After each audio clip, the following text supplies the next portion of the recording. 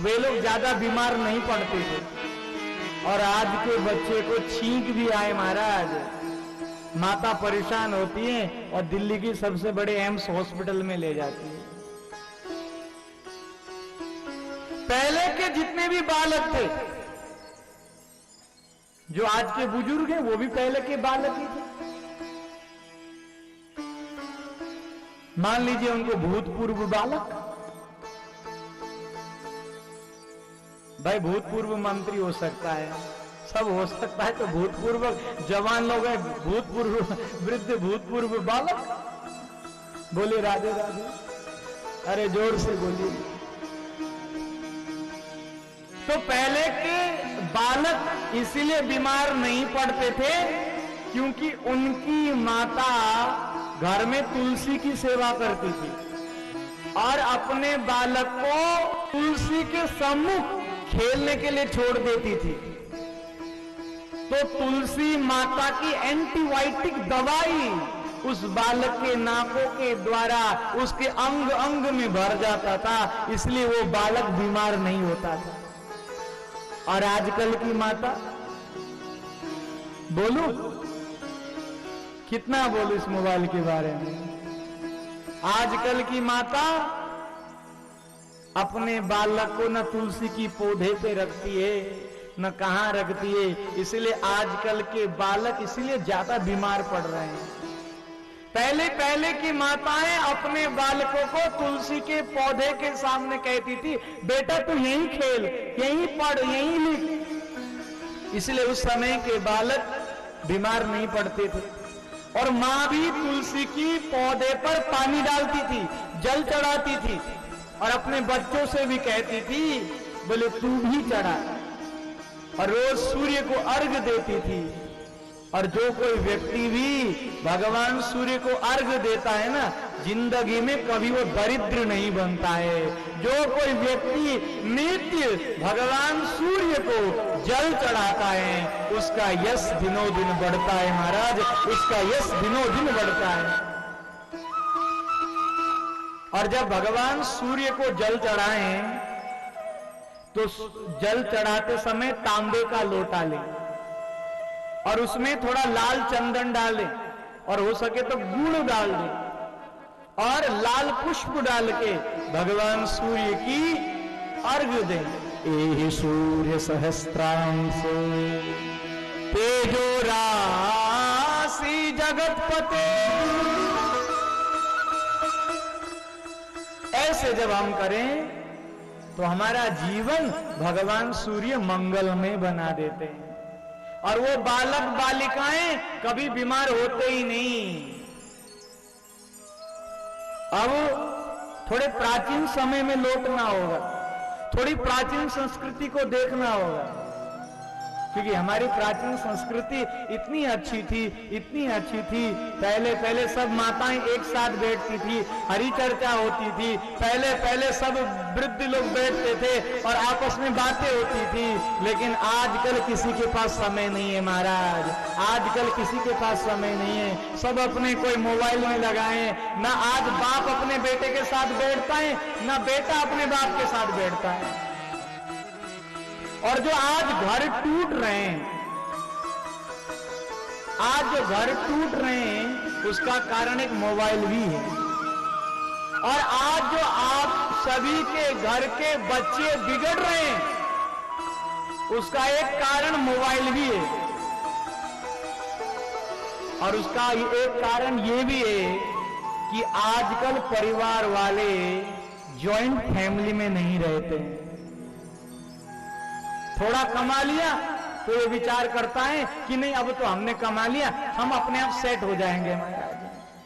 तो वे जो छोटे छोटे बच्चे होते हैं, अब पिताजी तो नौकरी में चले जाते हैं महाराज, माँ दूसरी नौकरी में, अब वो बच्चा अथवा बालिका क्या करेगी, किसका सहारा लेगी? वो मोबाइल का सहारा लेती है। अब मोबाइल में अच्छी चीज भी है और बुरी चीज भी है। यदि जॉइंट फैमिली में रहोगे तो आपके छोटे छोटे बच्चे आपके दादा के पास जाएंगे, आपकी दादी के पास जाएंगे और दादा दादी आपके घर को भी देखेंगी और आपके बच्चे को भी देखेंगी। जो बालक बालिकाएं अपने दादा दादी के साथ रहती है, वो जिंदगी में कभी नहीं बिगड़ सकते महाराज, वो जिंदगी में कभी नहीं बिगड़ सकते, नहीं बिगड़ सकते। आज ऐसे ही रहते हैं वही लोग बिगड़ते हैं। आज महाराज भरत जी महाराज गंडकी नदी में शालिग्राम भगवान की सेवा कर रहे हैं, और शालिग्राम भगवान की सेवा करते करते क्या देखा, एक मृग शावक आया और उसने पानी में छलांग लगा दिया। वो गर्भिणी थी और उसने मृग शावक को जन्म भी दिया। वो जो बड़ी मां थी वो तो मर गई, लेकिन भरत ने इस दृश्य को देखा, भरत ने विचार किया क्यों ना मैं जाके इस मृग शावक को बचाऊं। भरत के मन में दया आई, और दया धर्म का मूल है। आज महाराज भरत जी महाराज उस नदी में छलांग लगाते हैं और उस मृग शावक को बचाते हैं। बचाना बहुत अच्छी बात है, दया करना बहुत अच्छी बात है, लेकिन आसक्त नहीं होना चाहिए था। ये भरत जी महाराज उस मृग शावक में इतने आसक्त हो गए, इतने आसक्त हो गए, पूजा में आजकल मन लगता नहीं है। कभी विचार करते हैं इसको हरी घास देनी है, कभी विचार करते हैं ये बड़ा हो गया है। तो एक दिन क्या हुआ, मृग का शावक अपने झुंड में मिल गया, और ये भरत जी महाराज चिल्लाने लगे, बोले मृग कहां गया, मृग कहां गया। अंते यामति सागति, जो अंत समय में जो व्यक्ति जो बोल के मरता है उस व्यक्ति को वही होना पड़ता है। एक राजा भरत देश का सम्राट आज मृग बन गया, लेकिन भगवान की कृपा से पूर्व जन्म की स्मृति बनी रही। एक दिन एक जंगल में आग लग रही थी, ये मृग उसी में कूद गया और इसने अपने प्राणों का परित्याग कर दिया। अगले जन्म में ये अंगिरस गोत्रीय ब्राह्मण के घर में उत्पन्न हुआ। ये बोलता नहीं था, मौन रहता था। इसके पिताजी ने इसका नाम जड़ भरत रख दिया। बोलिए जड़ भरत जी महाराज की जय। अब जड़ भरत जी महाराज महात्मा बन गए। घर वालों ने विचार किया कि महात्मा बनेगा तो काम खराब हो जाएगा, अपने घर में लेके आए।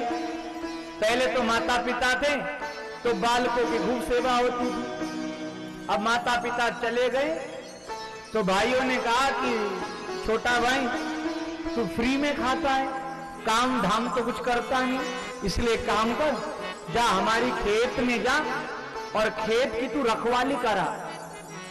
लेकिन ये जड़ भरत महाराज जी इतने दीवाने थे क्योंकि ये विचार करते थे।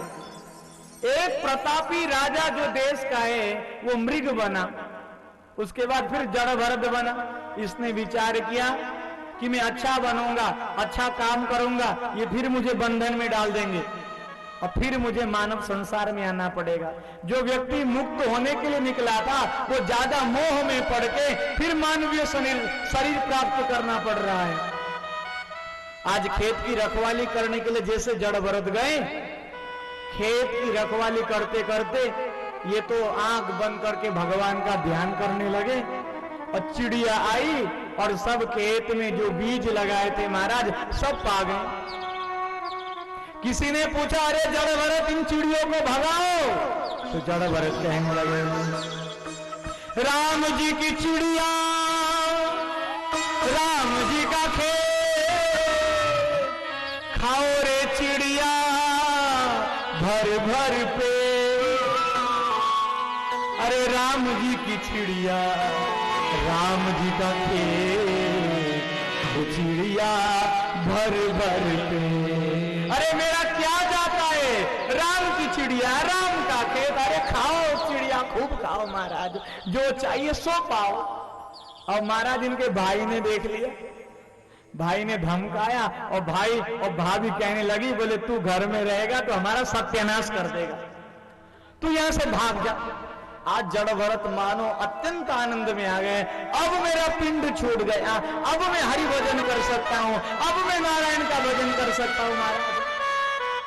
अब ये जड़ भरत जंगल में जा रहे थे, जाते जाते महाराज भीलों की नगरी में पहुंच गए। अब भीलों ने इनको पकड़ लिया, बलि देने के लिए। अब बलि देने से पूर्व ही जिसको पकड़ा जाता है उसको खूब बढ़िया खिलाया जाता है, खूब पिलाया जाता है। जड़ भरत को आज बढ़िया बढ़िया मिष्टान्न खिलाया गया। ये महाराज जड़ भरत कहने लगे, घर में तो भाभी रूखा सूखा खिला देती थी, आज तो बड़ा मजा आ गया महाराज, चकाचक पाओ।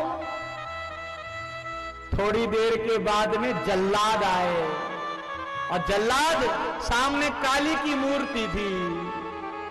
जड़ भरत के मस्तक को लगा दिया और भीषण तलवार ले ली। लेकिन जड़ भरत कहते क्या फर्क पड़ता है मुझे। आज जैसे वो तलवार वो जल्लाद लेता है, आज काली मां ने ये विचार किया, ये जल्लाद एक हरि भक्त को मार देगा तो बहुत बड़ी विपत्ति आ जाएगी। उसी मूर्ति से जगदम्बे भवानी प्रकट हो गई। बोले दुर्गे माता की। और जैसे दुर्गा माता प्रकट हुई, उन जल्लादों को समाप्त कर दिया और भक्त जड़ भरत को जीवन दान दे दिया। आज जड़ भरत जी महाराज कहने लगे, जयंती मंगला काली भद्रकाली कपालिनी दुर्गा क्षमा दात्री स्वाहा स्वदा नमोस्तुते। तो आज भरत जी महाराज जी भगवती मां दुर्गा की उपासना करने लगे। इस बगिया के, और देखिए मैं घर में घूम रहा था, यहाँ कहीं तुलसी है, कहीं बिल्व पत्र है, कहीं कनेर है महाराज, कहीं क्या है, ऐसा लग रहा है ये घर ही वृंदावन है महाराज। इस बगिया के फूल मत तोड़ो माली, इस बगिया के फूल मत तोड़ो माली, पत्ते पत्ते में लिखा मैया शेरा वाली, पत्ते पत्ते में लिखा मां शेरा वाली। इस बगिया के फूल मत तोड़ो माली, इस बगिया के फूल मत तोड़ो माली, पत्ते पत्ते में लिखा मैया शेरा वाली, पत्ते पत्ते में लिखा मैया शेरा वाली।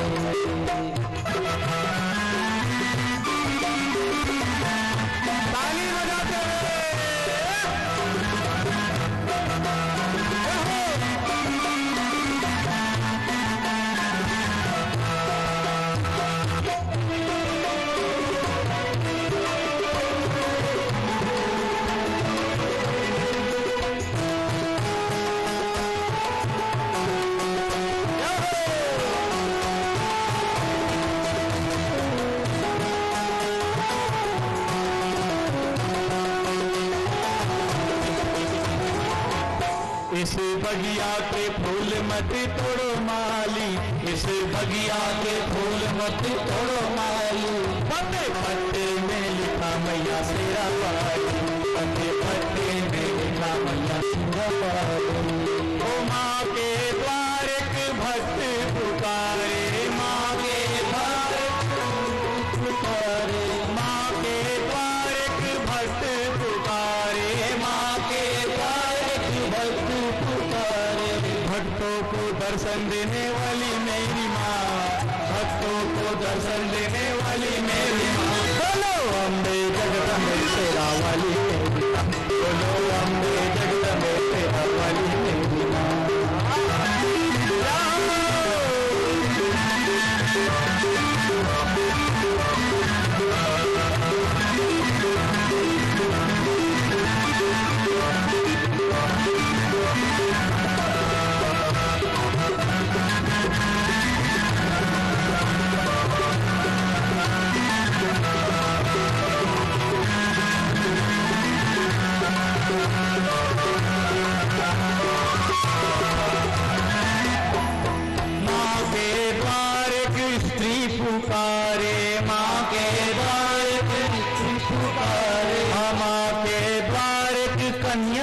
पुकारे, माँ के द्वार की कन्या पुकारे, ओ माँ के द्वार की कन्या पुकारे, माँ के द्वार की कन्या पुकारे, ओ कन्या को वर देने वाली मेरी माँ, कन्या को वर देने वाली मेरी माँ। बोलो अम्बे जगदम्बे सेरा वाली, बोलो अम्बे जगदम्बे सेरा वाली मेरी माँ। इसे बगिया के फूल मत तोड़ो माली, इसे बगिया के फूल मत तोड़ो माली। पते पत्ते में लिखा मैया शेरा वाली, पते पत्ते में लिखा मैया शेरा वाली। सोचे दरबार की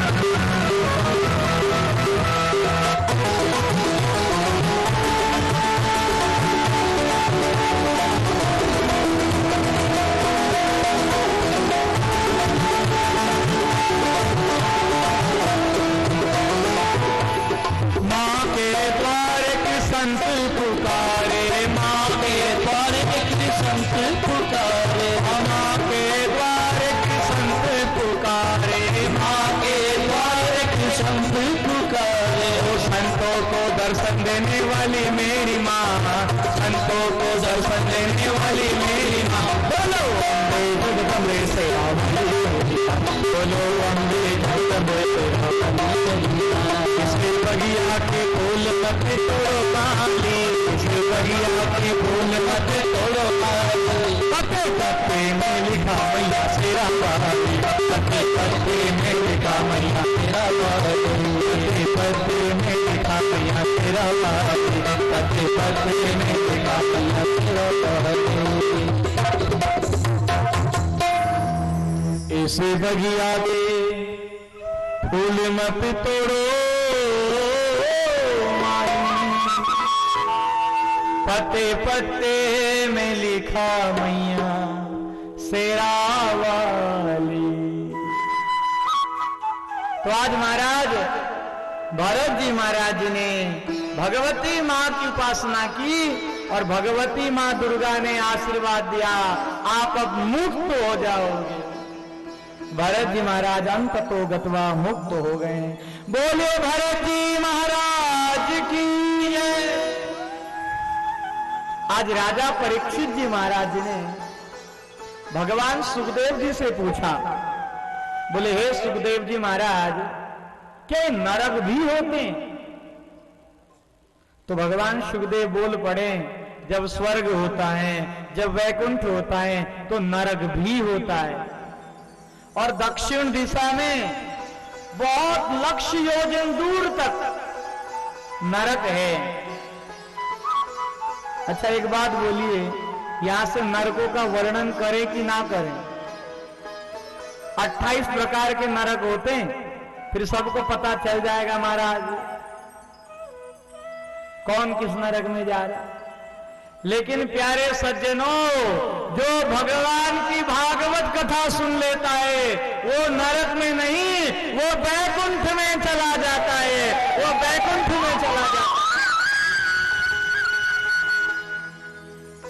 जैसे मान लीजिए किसी व्यक्ति ने ट्रेन में टिकट नहीं लिया हो और जब टीटी आए तो बार बार कभी बाथरूम के चक्कर काटता रहता है महाराज। क्यों? टीटी देख लेगा और देख लेगा तो फाइन लगा देगा।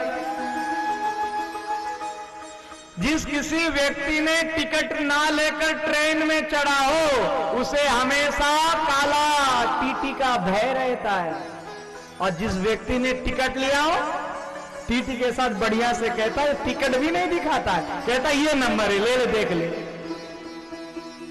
उसी प्रकार प्यारे सज्जनों, हमने भी अपने जीवन में भक्ति रूपी टिकट खरीद ली है। अब किसी चीज की डर नहीं, अब तो बस गोविंद के वहां पहुंचना है, अब तो बस गोविंद के वहां पहुंचना है। जिसने अपने जीवन में भक्ति रूपी टिकट ले लिया, उसको किस चीज का भय है? जैसे सामान्य टीटी से भी टिकट लेने वाला व्यक्ति नहीं डरता है, तो जिसने भक्ति रूपी टिकट ले लिया हो, उसे यमराज का क्या भय? क्योंकि यमराज भी काले कोट में आते हैं और टीटी भी काले कोट में आते। महाराज बोलो राधे राधे, अरे जोर से बोलिए ना। लेकिन राजा परीक्षित जी महाराज ने पूछा, मान लो किसी व्यक्ति ने पाप कर ही लिया, उसका प्रायश्चित का उपाय क्या है? बोले प्रायश्चित का उपाय यही है, बोले घर में भागवत की कथा कराएं, सत्यनारायण की कथा कराएं और भगवान से प्रार्थना करें। बोले भविष्य में इस प्रकार की गलती ना हो, आत्मग्लानि करें। आत्मग्लानि करना ही दोषों से मुक्त होना है। और जो व्यक्ति आत्मग्लानि कर कर भगवान की शरणागति हो जाता है, भगवान से कहता है, हे प्रभु जीवन था तो जीवन में बहुत सारे दोष भी थे, जीवन चक्र को चलाने के लिए बहुत सारे दोष उत्पन्न भी हुए, लेकिन आत्मग्लानि करते हुए भगवान की शरणागति होकर भगवान से कहें, हे प्रभु भविष्य में इस तरह की गलती नहीं होगी, तो भगवान आपको क्षमादान दे देंगे, भगवान आपको क्षमादान दे देंगे। क्योंकि भगवान का एक नाम है दयानिधु, दया निधान, इसीलिए भगवान दया करते हैं। कान्य कुब्ज ध्वज कश्यप दासी पति रजा मिला। और कोई व्यक्ति भगवान का नाम भी ले लेना तो वो व्यक्ति भी तर जाता है। राजा परीक्षित जी महाराज जी ने कहा, बोले कोई भगवान का नाम लेके भी तर जाता है, इसका कोई उदाहरण है क्या? तो भगवान कहने लगे, हाँ, कान्य कुब्ज ध्वज कश्यप। कान्य कुब्ज वर्तमान उत्तर प्रदेश का कन्नौज जनपद। इस कन्नौज में एक ब्राह्मण रहते थे जिनका नाम था अजामिल। ये अजामिल बड़े वेद पाठी थे। इनके पिताजी ने एक दिन कहा, आप जाइए वन में और वन से कुछ पुष्प चयन करके ले आइए। लेकिन जैसे अजामिल गया तो इस अजामिल ने वहां एक गलत दृश्य देख लिया, और जैसे उसने गलत दृश्य देख लिया, ये भी मोह में पड़ गया और जिसको देखा उसी को लेके आ गया। एक स्त्री को वन से उठाकर इस अजामिल ने लेके आया। अजामिल के घर में अपनी धर्म पत्नी थी। इस स्त्री ने अजामिल से कहा, तेरे घर में पहले ही एक पत्नी बैठी है, और यदि तू इस अपनी पत्नी को रखेगा तो मैं चली जाऊंगी। ये दिखने में बड़ी सुंदर थी, तो अपनी पत्नी को हटा दिया और जो बाहर से वन से लेके आया था जिस स्त्री को, उसको अपने घर में रख लिया। देखिए, दोष मानवों के 3 कारणों से ही आते हैं, और पाप भी व्यक्ति 3 जगह से करता है, और पुण्य भी व्यक्ति 3 जगह से ही करता है। हमारे आंखें, हमारे कान और मुख, यहीं से पाप भी होता है और यहीं से पुण्य भी होता है। यदि आंखों से गलत दृश्य देख लिया तो पापी बन जाएंगे, गलत चीजें सुन ली तो व्यक्ति के मन में विकार उत्पन्न हो जाएंगे, और गलत बातें बोल दी तो व्यक्ति के मन में कामासक्ति जग जाएगी। और यही 3 व्यक्ति को मुक्त भी बना सकते हैं। यदि नेत्र से भगवान का दर्शन किया, कानों से भगवान की कथा सुनी और मुख से अच्छी अच्छी बातें कह दी, तो ये जीवन को तारने वाले भी हैं और ये जीवन को मारने वाले भी हैं। ये जीवन को तारने वाले भी हैं, ये जीवन को मारने वाले भी हैं। अजामिल के जीवन में नेत्र दोष बढ़ गया था। इसने गलत चीजों का दर्शन किया, इसके मन में गलत संग करने की इच्छाएं प्रकट हुई और ये अपनी जो धर्म पत्नी थी उसको छोड़ देता है और वहां से उठाकर एक स्त्री को लेके आता है। अब जो स्त्री आई उसने अजामिल से कहा, बोले हे अजामिल, जाओ जाके चोरी करो, जाके डाका डालो, ऐसे घर में कब तक बैठोगे। आज जो एक तपोनिष्ठ ब्राह्मण था वो चोरी करने लगा महाराज, वो डकैत डालने लगा। एक दिन की बात, अयोध्या से चलते हुए कुछ महात्मा लोग वृंदावन की ओर आ रहे थे और जैसे ही अयोध्या से बीच मार्ग में पहुंचे, किसी महात्मा ने पूछा, बोले इस गांव में धर्मात्मा व्यक्ति कौन है। तो कुछ मन चले लड़के थे, उन लोगों ने कह दिया, बोले यहाँ पर अजामिल नाम का बहुत बड़ा भगवान का भक्त है, जबकि अजामिल सबसे बड़ा पापी है, जबकि अजामिल सबसे बड़ा दोषी है। सभी महात्मा पहुंच गए अजामिल के घर में और अजामिल से कहने लगे, अरे भक्त अजामिल, अरे भक्त अजामिल। अजामिल तो था नहीं, जो वन से उठा के जिस स्त्री को लाया था वो स्त्री घर में बैठी थी। इस स्त्री को भी उसकी मां ने कहा था, बोले कभी संत और ब्राह्मण का अपमान मत करना। तो इस स्त्री के मन में भी कुछ अच्छी चीजें जगी और उन्होंने कहा, बोले हे महात्माओं, किसने कह दिया कि मेरा पति भगवान का बहुत बड़ा भक्त है। अरे मेरा पति तो बहुत बड़ा दोषी है, मेरा पति तो बहुत बड़ा लुटेरा है। लेकिन आप लोग आ ही गए, मैं कच्चा कच्चा सामान देती हूं, आप बाहर बनाइए और आप उसको भोजन पाइए।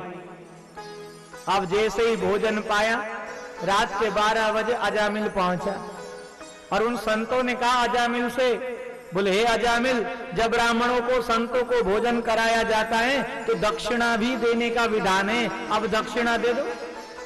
अजामिल कहने लगा, महाराज तुम्हारे जो थैले इनको लूटा नहीं मैंने, यही मान लो दक्षिणा। तुम्हारे जो त्रिशूल है ना, इनको लूटा नहीं, यही ले लो अपनी दक्षिणा। तुम्हारे बढ़िया बढ़िया गले में जो माला लगे, इसको मैंने लूटा नहीं, यही मान लो तुम्हारी दक्षिणा। ये तो शुक्र मानो कि मैं तुम्हें लूट नहीं रहा हूं, नहीं तो तुम्हारी माला, तुम्हारी झोली माला, तुम्हारी रुद्राक्ष माला, तुम्हारे तुलसी की माला भी मैं लूट लूं। उन संतों ने कहा, बोले हे अजामिल, हमें ऐसी दक्षिणा नहीं चाहिए, और जो तू सोच रहा है ना दक्षिणा, बोले हमें दक्षिणा में यही देना, तेरे गर्भ, तेरे जो पुत्र होने वाला है और उस पुत्र का नाम तू नारायण रख ले, और यही हमारी दक्षिणा है।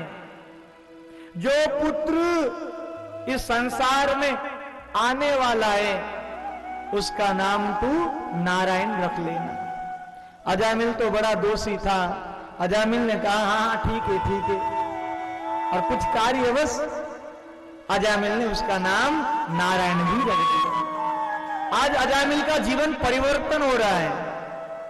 अजामिल जब भी चोरी करके आता, अपने बेटे से कहता, अरे नारायण आजा भोजन करने के लिए। रात के 12 बजे आता और कहता, अरे नारायण पानी पीने आजा, अरे नारायण खेलने आजा, अरे नारायण सोने आजा, अरे नारायण ये करने आजा, अरे नारायण वो करने आजा। सुबह शाम नारायण नारायण नारायण नारायण नारायण। लेकिन एक दिन न एक दिन तो व्यक्ति को मरना ही पड़ता है।